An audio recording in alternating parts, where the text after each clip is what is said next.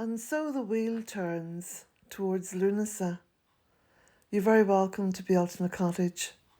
Today is the first day of Lughnasadh in the Celtic calendar.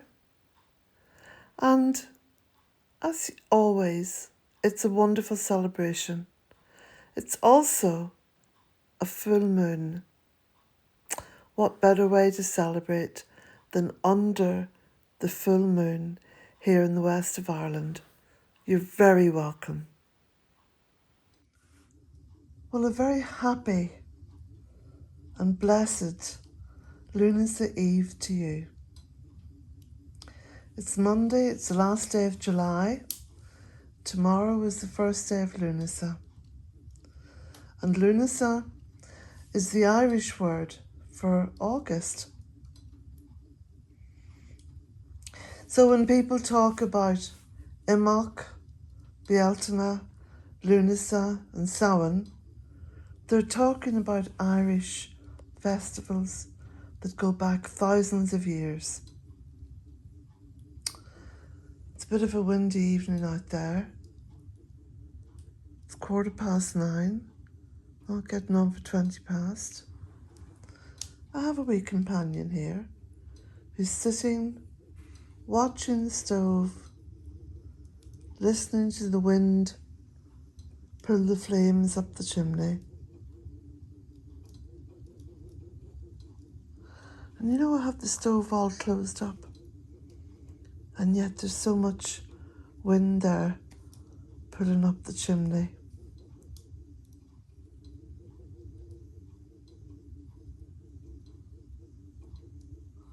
It's a beautiful sound. I'm just sat here, as you can see, warming my feet by the stove. It's too windy to have a fire outside in the fire pit, so what I'll do is write my little wishes, intentions and prayers on some paper and some bay leaves and throw them there into the stove later on.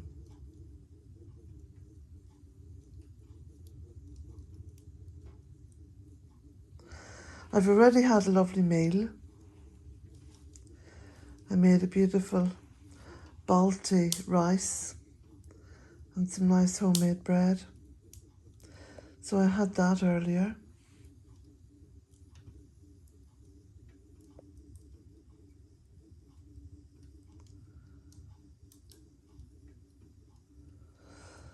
And now for the rest of the day that's in it, it's just nice to sit here and think, you know, have the space to listen to the clock ticking and to be able to think about things and sometimes just not think, just to sit and meditate, relax, be still. Not enough of it in the world, is there? The stillness. So a very blessed Lughnasadh to you. And Lughnasadh covers the 3 moon cycles from the beginning of August. There's a full moon tonight. There's another full moon at the end of August. So there's 3 moon cycles. 3 and a bit. 3 and a bit, because there's actually 13 moon cycles in a calendar year. And of course the calendar, as you know, is a man-made thing. It's not really governed by anything other than the man-made clock that seems to tick down the ridiculousness of humankind.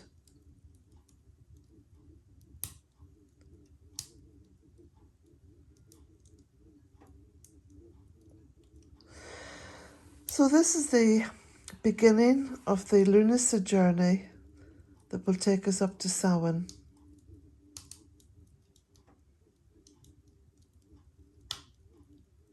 The berries are ripening. The blackberries are ready to pick in the hedgerow. And I think that wee one there, and I won't say her name because she'll be up and getting all jiggy, but she listens to what I say. She's a little blessing. A blessed Lughnasadh to you all.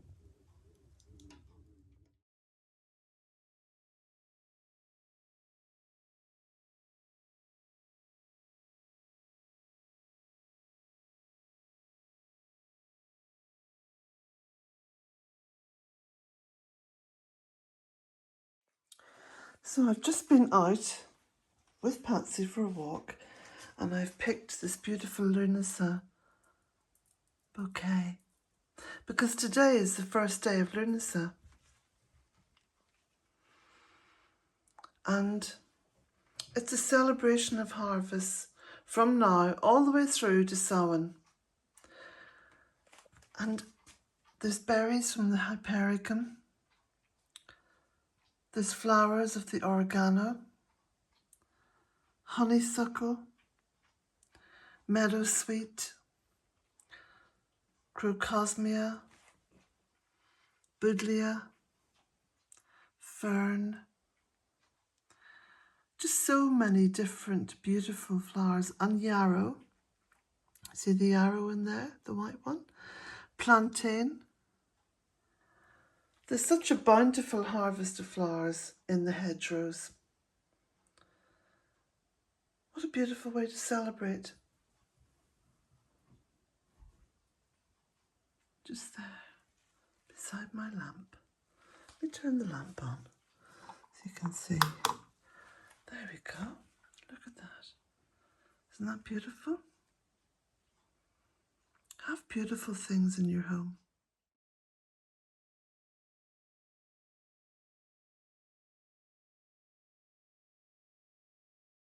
You can hear the sheep in the background.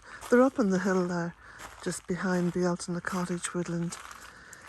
And it's Lughnasadh, the very first day of August. Well, August is English, and Lughnasadh is the month of August in my own language, Irish. So there's been a little bit of a tidy up, and especially around the fire pit, because of course this evening there will be a little ceremonial fire to welcome in Lughnasadh.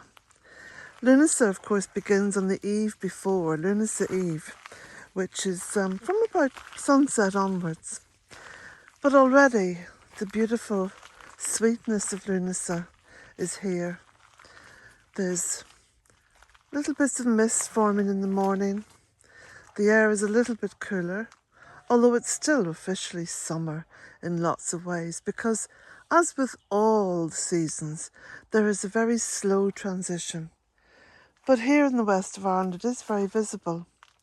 Now I'm going to take you up to the stone circle, because today I went along the back of the land, which is up here, and where the stone circle is.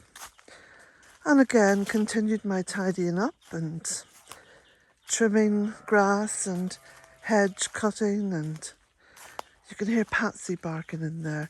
Now, she doesn't like me going out without her, but sometimes, you know, when I'm trying to film, as I'm doing now, it's impossible to hold her on the lead and do the filming. So anyway, I'm not going to be out of the house long, and then I'll take her for a little walk. Oh, I love looking at wildflowers and seed heads, and it's just all so beautiful. Very calming as well. Lughnasadh is a very calm, sometimes quiet time in the Celtic calendar, because of course you have 3 and a bit moons, and It's very much a harvest and very much a time for bringing in the harvest and securing food stocks, making sure that the land is well looked after in preparation for the winter, in preparation for the dark. But that's a long way off still. Lughnasadh is a time to really enjoy. You know, it's not hot, it's not cold. It is, as I said before, a very calm time. And you can sense it here in the stone circle.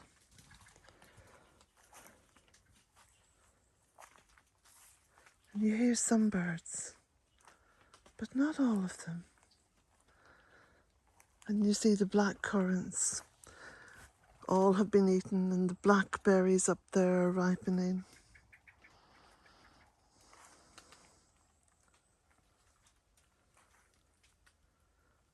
And there is this stillness.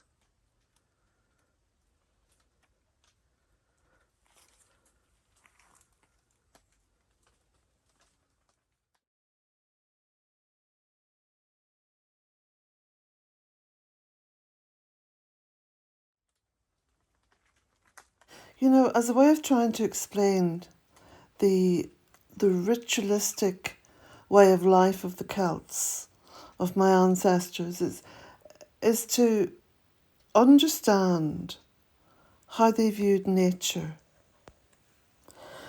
Nature had and still has this endless permutations, you know, of mountains and forests and trees and rivers, lakes, animals. This beautiful, boundless, effervescent, continually regenerating earth. This was sanctified by the Celts. And because of this, became the focus of all the important Celtic rituals. You know, the Greeks and the Romans, they built very elaborate temples, and I think the Romans only really had one goddess figure, and that was Minerva. And Minerva sort of migrated then into British culture. I'm not too sure what she was called. I think Sulis or something.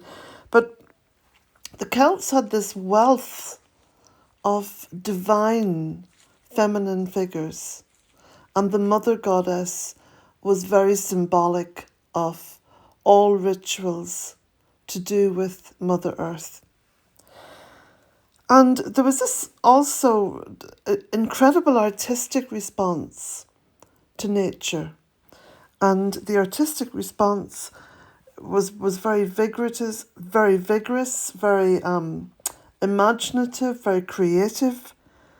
And so virtually all the beautiful Celtic artworks focus in on nature in all its incredible forms.